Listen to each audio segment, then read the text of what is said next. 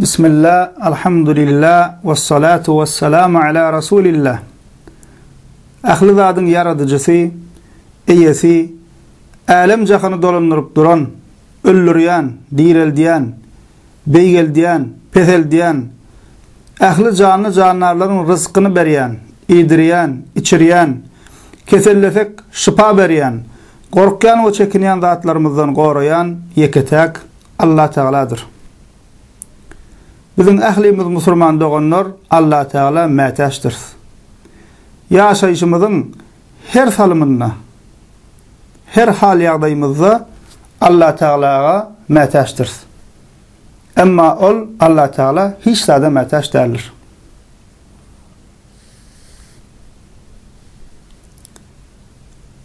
Şonuň üçin musulman doğanlar näme mätäşligimiz bar bolsa, näme arzu islegimiz bar bolsa, Allah Teala'dan umid edip elmidama Allah Teala'dan dilemelidir. Bela beterden, keseller hastalıktan, her türlü korkyan ve çekinen zatlarımızdan korunmak için yeketek Allah Teala sığınıp onun koru ve pena dilemelidir. Elbette musulman doğanlar sebepleri berca etmeli, rızkını gözlemeli, kesel olsan dermanını ulanmalı. Ya da kesel bolmazdan ön çare görmeli. Yani öz gayratını görkezmelidir. Emma bu zatlar sebeptir. Asıl bu sebeplerin tesir etmegi Allah Teala'nın elindedir. Allah Teala uğruna etmese, Allah Teala takdir etmese, Allah Teala korumasa, sebeplerin peyda bermeyen musulman doğanlar. Allah Teala Kur'an-ı Kerim'de Fatir suresi, Kur'an-ı Kerim'in 35. suresi 15. ayetinde diye: Ya eyyuhan nas entumul fuqara ilallah vallahu huvel ganiyyul hamid. Ey insanlar, siz Allah'a mätäşsiniz. Emma Allah hiç zada mätäş däldir. Ve hemişe öwge münasip bolan olur dip aýdy Allah Teala. Entumul fuqara ilallah. Siz Allah'a mätäşsiniz. Her wagt, hemişe. Biz insanlar, musulman doğanlar, hemişe Allah Teala'ya mätäç. İnsan oğlu azajyk rahata gowuşsa, karnı doysa, 5 manat artık kazansa, ön giymediğini giyse, iymediğini iyse, bir vazifa gelse, özüne näme kem diye götürülýär, tekebbirlenýär, yani özünü başkalarından üstün görýär. Özünün bir damja sudan emele gelenligini, ejiz barlykdygyny, yine toprağa sinip gitjegini unutýar. Özünü yitirip, götürüp bilmän, aýnap, mesrigap, gaflete düşüp, yaradan unutýar, halal haramy unutýar, ahireti unutýar. Nesihat dinlemeýär, nesihat edýäni halamaýar. Hatta musulman doğanlar kâbirleri nesihat edýäni düşman hasaplaýar. Hazreti Ömer radıyallahu anh'ın diýişi nesihat etmeýän we nesihat edýäni halamaýan insanlarda hayır yoktur diýär. Şeýdip hayırsız gaflatdaky insana öwrülýär. Hususan musulman doğanlar şuun kuvulna insanların ecizligini ve hemişe Allah Teala mätäşligini ve özlerinin hiçlatlarına göz getirmek için avratba. Görüp otursunuz. Dünyanın güçlü devletleri, bizi hiç kim durdurmaz diýenleri, Ay'a gittik, Mars'tan yer satın aldık diýenleri, yeryüzü şuun kuvulna göze görünmeyen, ellen tutup bolmayan, kime yokuşup birden çıkacağı belli bolmayan bir virüsün önüne diye çöktüler. Allah Teala bennelerine zulüm etmeye, benden başına neyme gelse öz azgınlığı sebepli ya da sıynak bolup geliyor. Şahirin dişiyali Müslüman doğanlar zulüm etmez kuluna hudasi başına neyme gelse öz cezası diye. Neyem için insanların ve Müslümanların başına bu bela beterlerin, musibetlerin gelyendiğini fikirlenmeli ve fikirlenmeli de kendi sebep be. Allah Teala Kur'an-ı Kerim'de Neml surasında Kur'an-ı Kerim'in 27. suresi 62. ayetinde diye Emme yucibul muztarra iza da'ahu ve yekşifus su'a ve yec'alukum khulafa'al ard e ilahum ma'allah qalilan ma tezekkerun. Qiyyin yağdayda dar yağdayda qalan kişini yalvarıp dua dilek edenine şonun dileğini kabul edip onun ol kıyınçılığı ayıran ve sizi yeryüzünde halifeler edip koyan kim? Allah Teala soraya. Şol kıyın yağdayda, dar yağdayda, çıkkınsız yağdayda kalıp yalvarıp Allah Teala zeyrenenine, el açanına şonu şol yağdaydan çıkaran ve dua dileğini kabul eden kim diye Allah Teala. Ve sizi yeryüzünde halifeler edip koyan, bir nesilden son başka bir nesil getirip şeydip yeryüzünde yaşap yorsunuz. Kimisi şeydik koyut diye Allah Teala. E ilahum ma'allah, Allah'dan gayrı ilah var mı? Sizin dualarınızı kabul ediyen, başınızdan kıyınçılık gideriyen, yeryüzüne siz halifeler edip koyun, Allah'dan başka ilah var mı diye Allah Teala. Qalilan ma tezekkerun, siz katı az uğrat alyanız diye. Tirmizi'de Salman Farisi'den haber verilen hadisinde Peygamberimiz Muhammed sallallahu aleyhi ve sellem şöyle diye La yuruddul qada'a illa dua. Qaza bela beter dine dua dilek etmek bilen izina savulur deyip aydı Peygamberimiz. Ulamalarımızın aydışı ali savaşta kalkanın insani oktan ve hücumlardan qorayışı yali dua dilek hem insani bela beterden qoraya. Dua dilek edip durmak bela beterin izine savulmağına ya da yengil geçmegine sebep oluyor. Dua dilek Müslüman doğanlar en peydalı dermandır.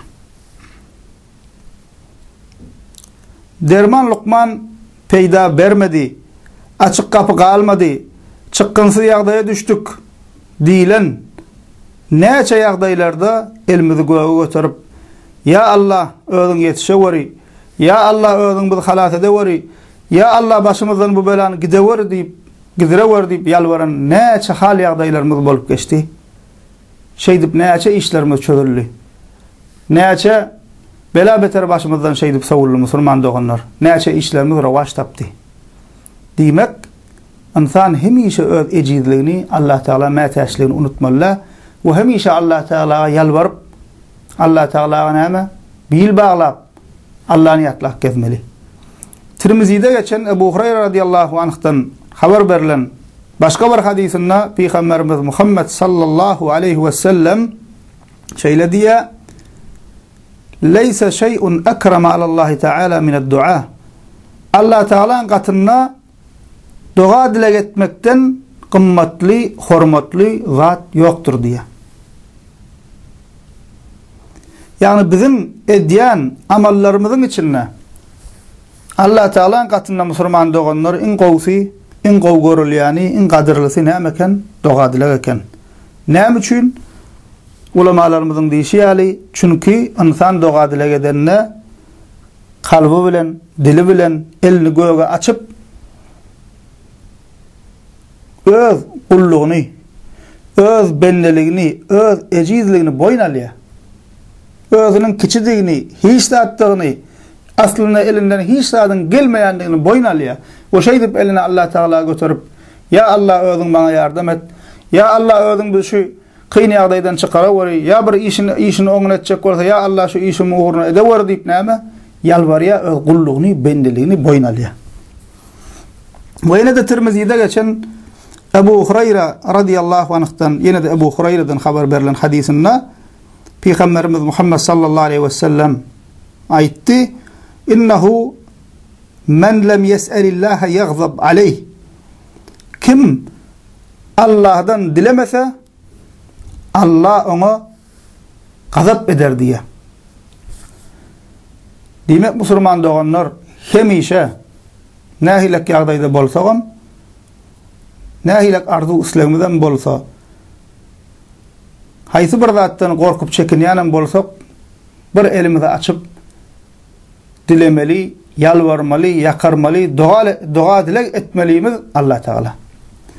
Ve Sahih Müslim hadis kitabında Ebu Zer el-Gıfari radıyallahu anh'tan rivayet edilen bir kutsi hadis var. Kutsi hadis diýänimiz Müslüman doğanlar Peygamberimizin Allah Teala şeýle diýdi. Allah Teala aýtdy diýip aýdan hadislerine kutsi hadis diýilýär. Hadisul kutsi diýilýär. Ve doğrudan hem şu hadis qawudup pikirlenip, kalp gözü bilen seyredip okasak, dinlesek bir Müslüman adam üçin kän ibretler var. Şol hadisin käbir yerlerine seyredip geçsek Müslüman doğanlar uzun hadis. Peygamberimiz Muhammed sallallahu aleyhi ve sellem aýdýar, Allah Teala aýtdy diye: "Ya ibadi, kullukum dallun illa men hedeytuh, fastahduni ehdikum." Ey bennelerim, menin doğru yola salanlarımdan qalanyňyz adaşyp ýörensiňiz. Şonuň üçin menden doğru yol dileň, siz doğru yola salaýyn. Ya ibadi, kullukum jai'un illa men at'amtuh, fastat'imuni ut'imukum. Yine Allah Teala diýdi diye: Ey bennelerim, menin rızk berip doýuran kişilerimden qalanyňyz, açsyňyz. Tagamyňyzy menden dileň, size tagam bereýin. Yine Allah Teala diýdi diye: Ya ibadi, kullukum 'arin illa men kasawtuh, fastaksuni aksukum. Ey bennelerim, menin libas nasip edip geyinlerenimden qalanyňyz, yalaňaçsyňyz. Menin sizi geyindirmekligimi, libas nasip etmekligimi dileň, sizi geyinreýin diye. Ya ibadi, innakum tukhdi'una bil-leyli wan-nahar wa ana aghfiru'z-zunuba jemi'a fastaghfiruni aghfir lakum. Yine Allah Teala diýdi ya: Ey bennelerim, siz gije gündüz günah edýärsiňiz. Men bolsa ähli günahları bağışlaýarym. Menden bağışlanma dileň, sizi bağışlaýyn. Ve hadisin dowamında yine diýär: Ya ibadi, law anna awwalakum wa akhirakum وإنسكم وجنكم قاموا في سعيد واحد فسألوني فأعطيت كل واحد مسألته ما نقص ذلك مما عندي إلا كما ينقص المخيط إذا أدخل البحر. Allah Teala aytdy diye: Ey bennelerim, sizin öňkü geçip gidenleriňiz we soňky geljekleriniz, insanlaryň hemmesi we jinlaryň hemmesi ähliňiz bir düz meýdanyna jemlenseňiz ve hemmäňiz birden menden dua dilek etseňiz, menden dileseňiz diye. Menim size diýänem, her biriňize dilen zatlaryňyzy bersem, kol beren zatlarym menin gatymdakydan deňize salyp çykarylan eňňäniň deňizden hiç zat kemeltmeýşi ýaly hiç zat kemeltmez diýär. Demek Müslüman doğanlar her hal ýagdaýymyzda Rabbimizi ýatlap, oňa sygynyp, oňa tawakkel edip, ýani bil baglap, oňa ýalwaryp, bir Rabbimizden dua dilek etmeli. Maşgala urjak bolsak, perzent islesek, hasta bolsak, garip bolsak, berge bassak, çykgynsyz ýagdaýa düşsek, gözlegen bolsa, jady dilen bolsa, bir yerde kesel ýaýran bolsa, her hal ýagdaýda Bir Allah Taala'nın özüne sığınıp ondan dile etmeli. Bir Allah Taala'dan yardım dilemeli. Bir Allah Taala'dan goru ve pena dilemeli musulman doganlar.